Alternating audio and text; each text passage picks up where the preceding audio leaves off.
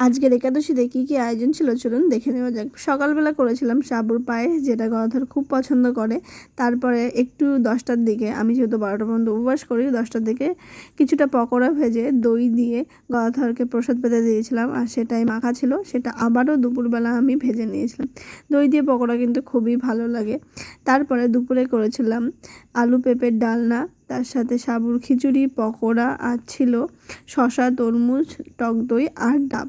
এটা হলো আমাদের দুপুরের খাবার। এবার এত আয়োজন ধরে কিছু মানুষ তেড়ে আসবে বলতে যে এত খাওয়া তো একাদশী করার কি দরকার। আসলে আমার বাড়িতে 4 বছরের একটা বাচ্চা একাদশী করে, তো কিছু নতুন না করলে ওরও ভালো লাগবে না। আর এই ছোটোর থেকে যদি একাদশী শেখাতে হয়, খাবারের আয়োজন তো করতে হবে।